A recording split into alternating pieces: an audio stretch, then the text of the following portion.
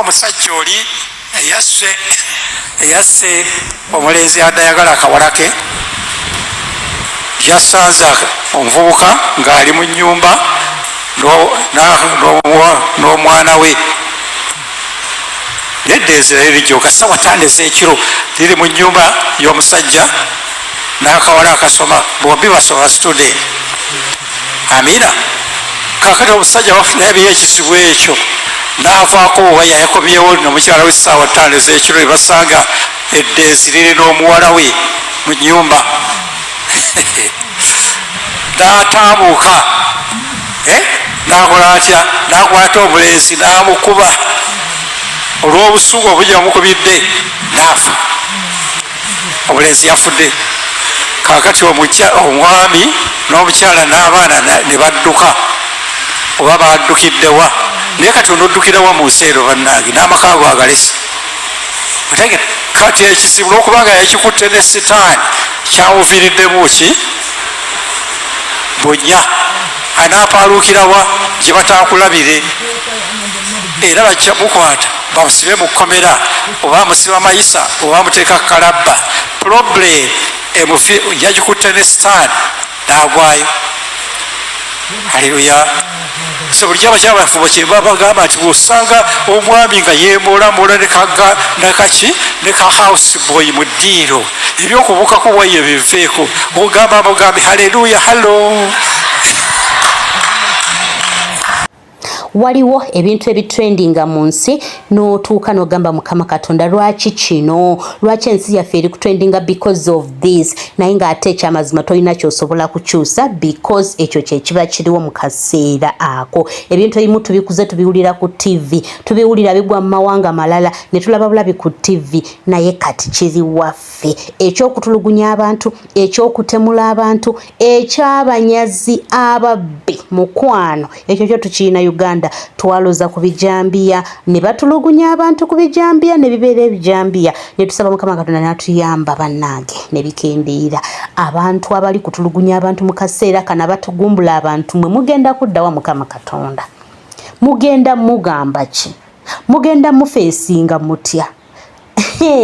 Naye Pastor Tom avuddeyo okwogerako ono omulenzi ono yatwalidde omuwala akamuli, muzadde w'omuwala n'amugwa mu bulago n'amukuba n'abanga amujja mu bulamu bw'ensi eno. Bintu bingi ebizze bikolebwa mu sseeryo. Twalaba omukyala owa UCU omubbi yamuyingirira n'amujja mu bulamu bw'ensi eno n'amutuga. Twebaza poliisi nti eyo yamukutte, eyatta omukyalo oyo wa UCU.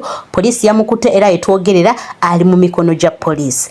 Era n'omuwala twalabako tiktoka gwe bayingirira mu apartment ekyanja ne bamujja mu bulamu bw'ensi eno. For now poliisi ekyanoonyereza era omutemu ndowooza tebannamuzuula, bakwata asikaali n'abalala naye tebanakonfaminga ani mutuufu eyatemula omuwala. Kati ono taata gwe yasse bannange sigamba nti omuvubuka kye yakoze kirungi ekyokubanga agenda mu maka g'abawala. Si kirungi because ekisooka abajoze abazadde abazaala omuwala oyo abeera abajoze.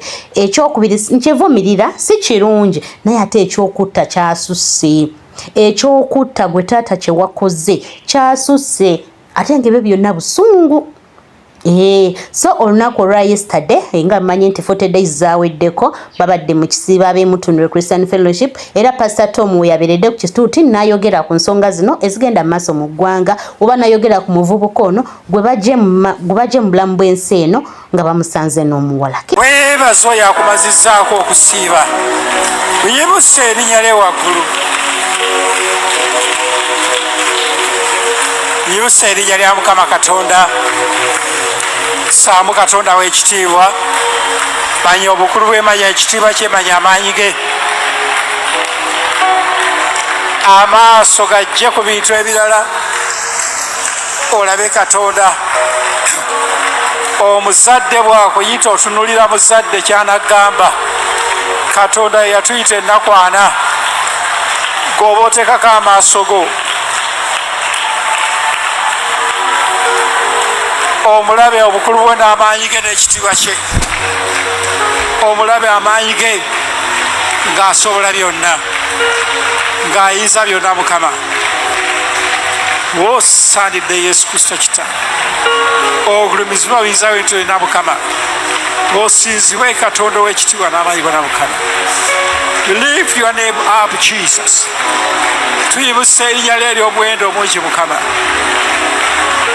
Tusitula erinnya lyo waggulu mukama katonda afe yeggwa wekka gwe tunaasiizanga ennaku zonna kita. Ffe baani b'oyita mu maaso gawe mukama. Ffe baani b'oyagala okwagala okuyitirirwa ekuti. Ffe baani b'ofaako ennyo bw'oti mukama. Osaanidde yesu kristo kita. Osaanidde katonda wanga yesu. Oh Jesus, Lord, tukusinza